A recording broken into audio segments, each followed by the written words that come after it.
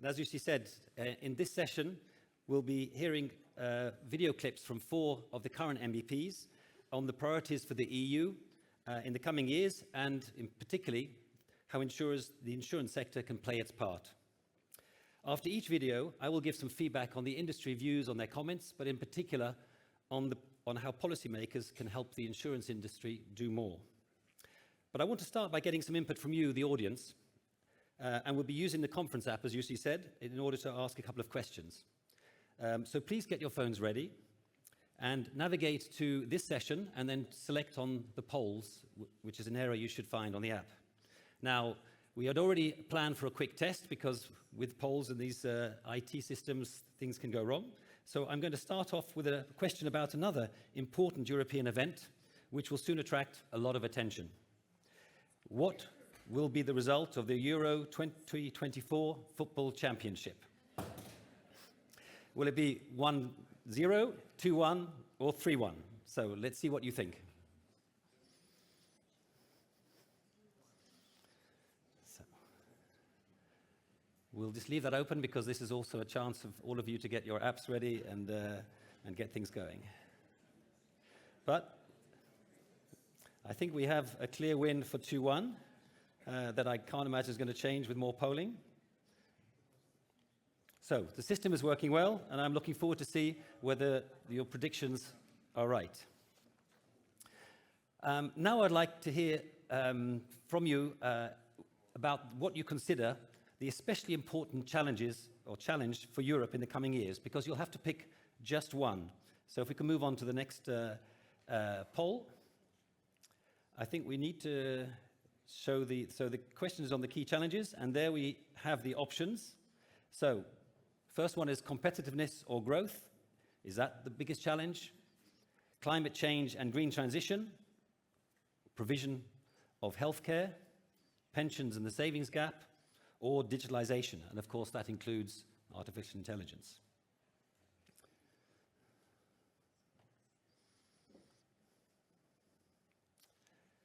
So we see here climate change and green transition, followed by competitiveness and growth, but also significant for pensions, digitalization, less for provision of healthcare. So I think in practice, of course, probably all these challenges will be important. Now we'll move on to the next part of the poll, which is to ask you which policy-making actions could be most important to help insurers play their role in these and indeed other challenges that Europe will face. So, key actions for European policymakers.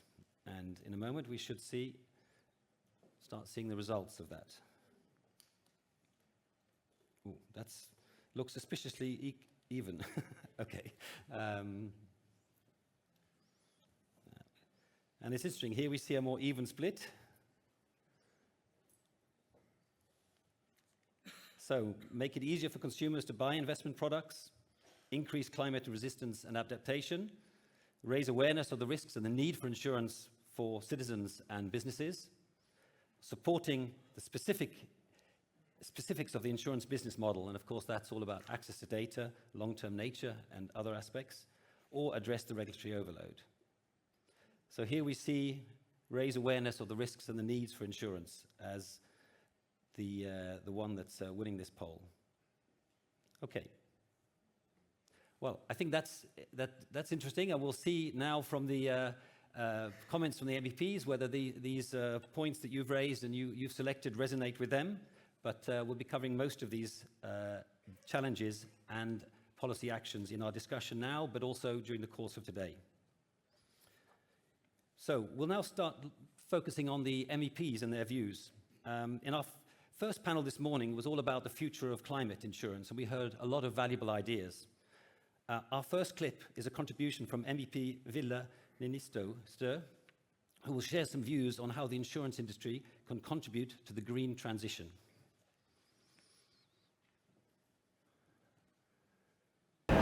Absolutely not. This is just the beginning of the process and a big change in our life.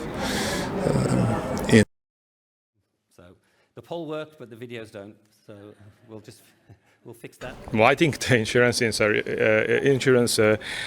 business has actually one key message that it can deliver, because it has to take a lot of the burden and the share of the climate change effects that are affecting its clients already. So the insurance sector's biggest contribution is actually to also warn its clients about being more climate adaptive and be prepared also to the consequences of global warming.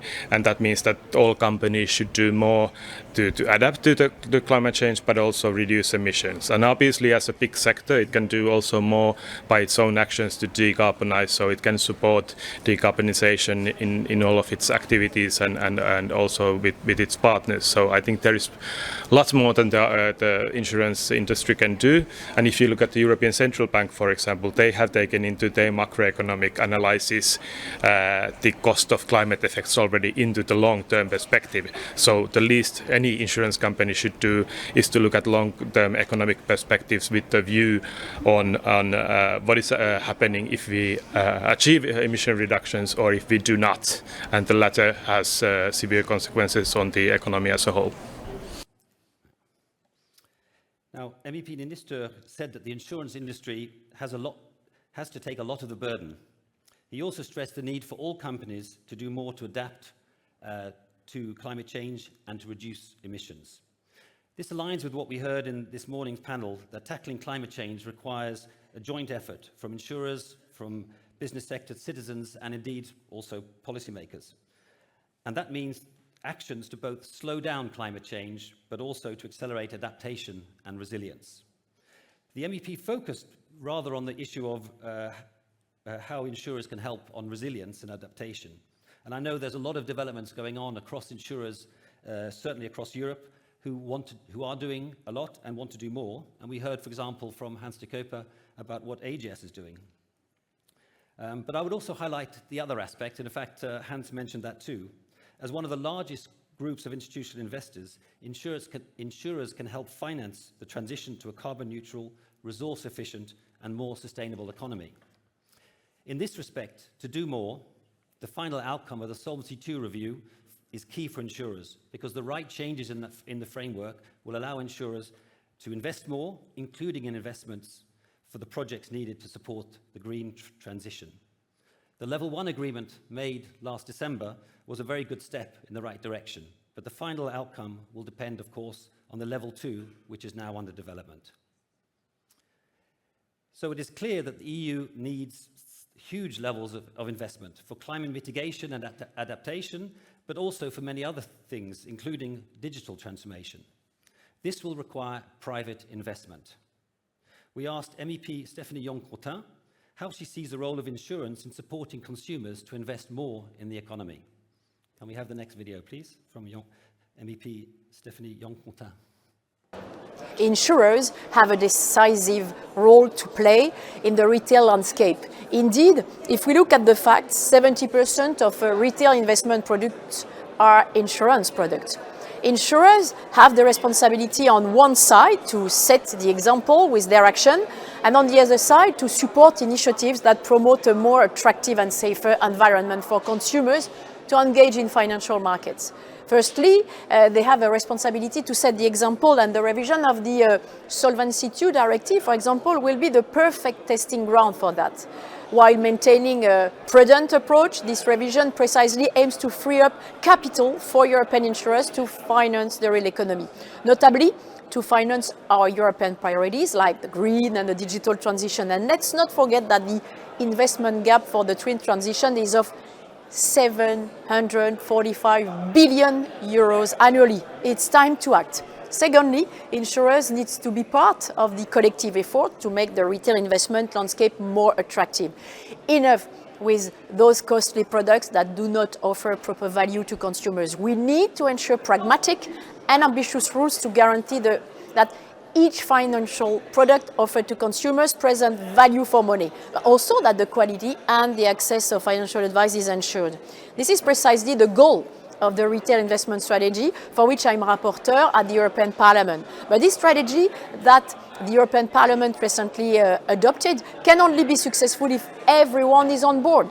So it's up to all stakeholders, public and private, to collectively build the next chapter of our capital markets union.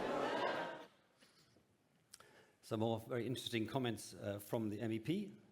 And there are two quotes that I'd like to highlight. The first is, insurers have a decisive role to play in the retail landscape. The second one is, it's up to all stakeholders, private, public, to collectively build the next chapter of our capital markets union. And I think that's a theme we're hearing from the earlier panel, and no doubt you'll hear it through the course of today, that to address the challenges of Europe, it really is a joint effort that's needed.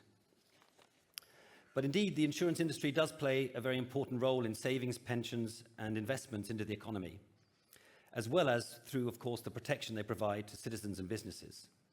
One reason for their significant success, I think, in the investment products is that insurers can provide additional protection, including financial guarantees.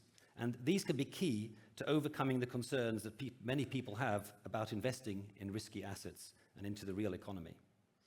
The insurance industry can therefore play a very important role in supporting one of the capital markets' key objectives, which is to increase private investment into the European economy. Insurance Europe will be publishing today its recommendations for the Capital Markets Union project, but I can share some of those with you today, those relating to how insurers can help, how that we can increase investment in the economy, and indeed how insurers can play their role. To do that, policymakers should, first of all, make it easier for consumers to invest in savings and pensions products. Because at the moment that process is quite complex and long, with a significant amount of what we often refer to as an overload of information, making it more difficult to actually go through the process. So the retail investment strategy needs to encourage and facilitate, while of course ensuring customers remain well protected and have value for money, as MEP Yon-Courtin indicated. The second thing is we need to improve the prudential rules which can act as barriers for insurers to provide the very products that many consumers want and need. And that again, I can refer back to the Solvency II review, where we need to remove the barriers, the unnecessary barriers for long-term guaranteed and profit-sharing products. Finally, we need to improve financial and insurance education and nudging mechanisms.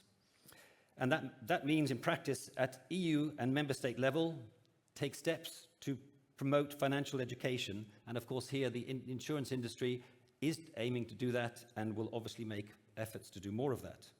But the type of things that can help here are pension dashboards and tracking systems which can remind people how much they need to save, remind them that maybe they don't have enough savings on track at the moment, and how much more they need to contribute to reach their goals. And in this way, we can help citizens to invest more. The digital transformation was another topic that MEP Yon-Courtin touched upon. And we've asked our next MEP, Eero Heinäluoma, about this. Let's hear from him now.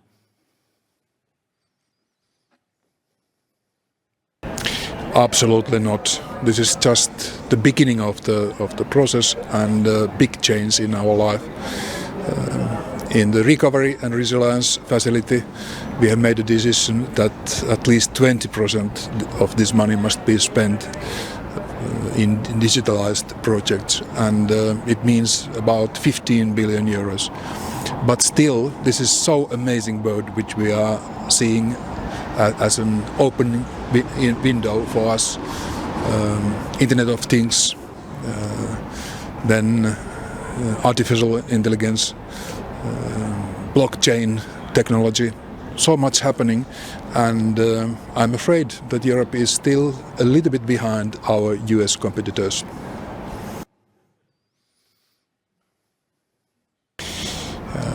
This is of course a big possibility for the industry to be more efficient, but at the same time people are more and more demanding that their privacy is safeguarded, and this is a big thing. I'm very happy that we have not seen any big scandals in Europe until now, but in insurance sector, as you know, the number one question is trust, and then I hope that the industry would really be careful when you are looking sensitive information of your customers.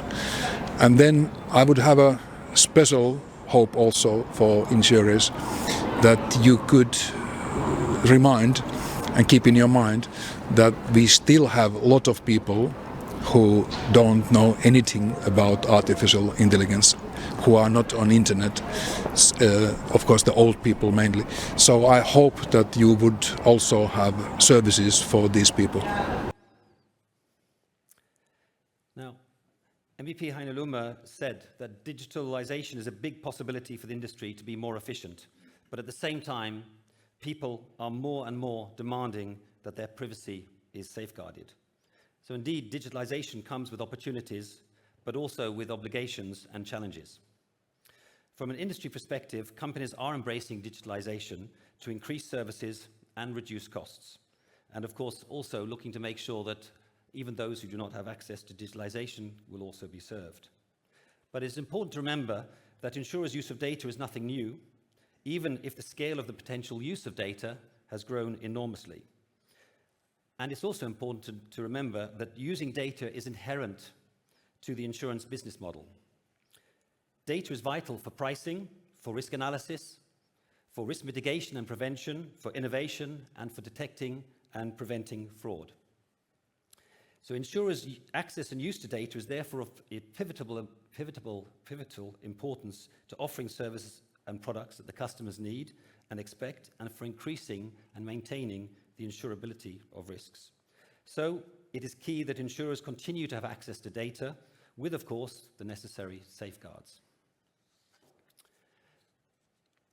Lastly, we will hear from MEP Markus Ferber, who will share his views on EU priorities in the coming years, the role of the insurance sector and boosting EU competitiveness. So our last video, please. The question of how to improve the European Union's competitiveness should be a key focus for the next legislative term. Over the past years, the European Commission, but also the co-legislators, have paid too little attention to the issue, and that shows now. The European Union has been slipping in all international competitiveness rankings over the past years, and the economic outlook is dire. Growth is slow, and some EU member states are on the verge of a recession, especially the member state I know best. That is why it is important to correct course and to move away from imposing layers and layers of new obligations and reporting requirements for European businesses. In the next term, I think we need to provide answers to the question of how to make the European Union more competitive. The key is simply cited economics. First of all, we need to stop imposing new obligations, but take stock, consolidate and check what is really necessary and what's just an obsolete reporting requirement or an unnecessary authorization process. The Commission President has announced the goal to reduce reporting requirements by 25%. That is a good yardstick, and I think it is achievable. Therefore, meeting this benchmark should become one of the priorities of the next term. In the insurance sector, we have already completed the Solvency II review, where I had the honor of being the European Parliament's rapporteur. I believe we did manage to make European insurance companies more competitive. We introduced more proportionality in supervision, for example, but most importantly, we introduced a meaningful level of capital relief and a set of incentives for easier long-term investments. And I'm confident that this will also improve the prospects of European insurance undertakings on an international level.